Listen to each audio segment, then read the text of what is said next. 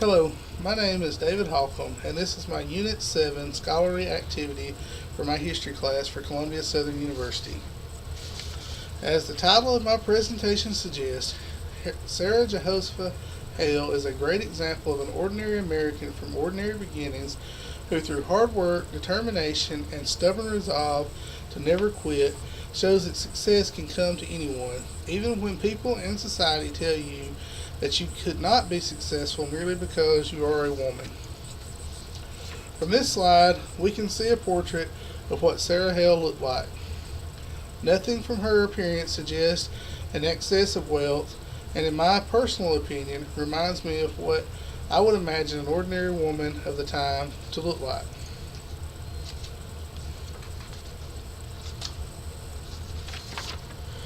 To reiterate the points raised in this title slide, we see how Sarah Hale came from ordinary beginnings where nothing was handed to her.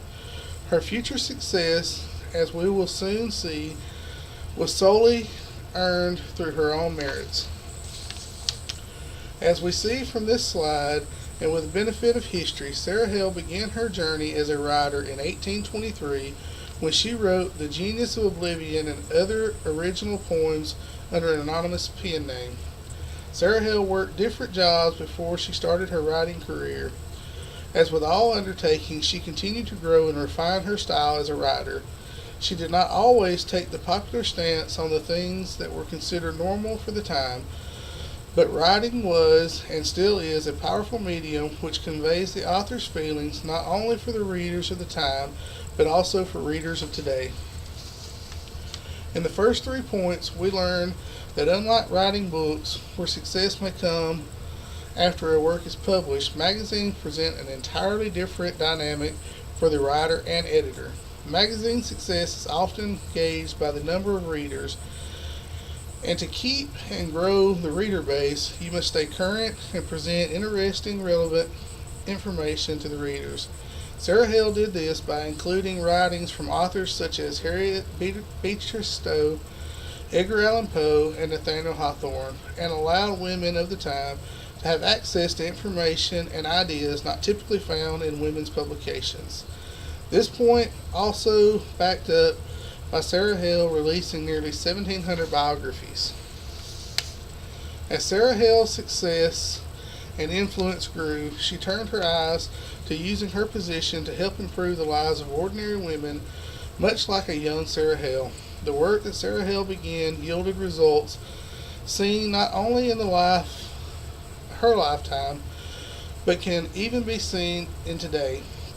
Most notably, from the stance of women's education, the work she did paved the way for women today to have the same educational and career opportunities as men, where the merits of the individual carry more weight than the gender they were born as. To accomplish the goals outlined in the bulletin point 1, she donated her time, talents, and treasures to institutions such as Troy's Female Seminary and Vassar College. Through her work, her success, and influence, she continued to grow not only in her abilities as an author, but as a driving force in challenging gender roles and views of the time. As time marched on and carried Sarah Hale's career in a new direction, time also carried our country into a time of division and destruction, unlike any our young country had known.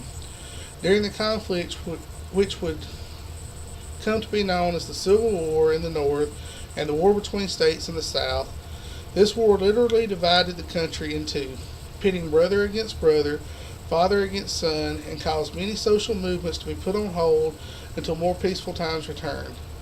As the years passed and the conflict continued, there was an increasing division and resentment among Northerners and Southerners, where little, if any, common ground could be found. As the war began to draw to a close, the Southern states faced a very likely outcome of once again rejoining the Union.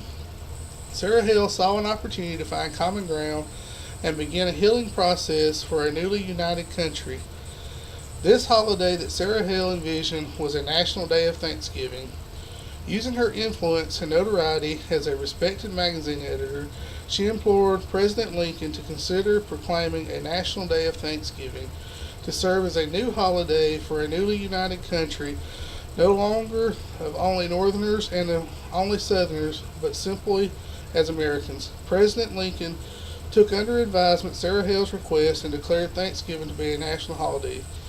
President Lincoln hoped that a national holiday could serve as a means of binding up old wounds and serve as a starting point for this newly united country to find common ground on this things to be thankful for. While the preceding slides offered only the briefest glimpse into Sarah Hale's life, her accomplishments touched countless lives, not only in her time, but also in the lives of the other women activists who took her work and accomplishments and carried her ideas of equal education and women opportunities further.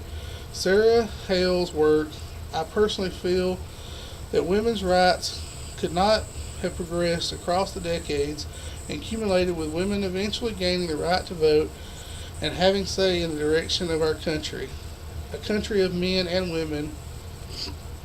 Sarah Hale's social activism was effective because it changed one of the cornerstones of our society. The cornerstone was education, tapping into the long-held American belief that through education people become better.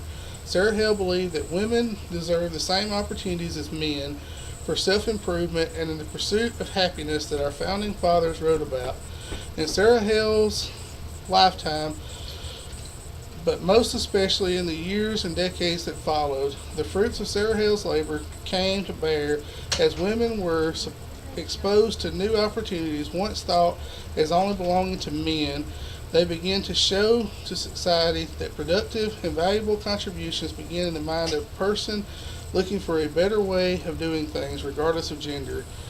If I had to surmise Sarah Hale's relevance to today, it would be to show how redefining ideas and commonly held beliefs can be accomplished by pushing for equal opportunities for everyone and giving them the chance to make a difference according to their merit.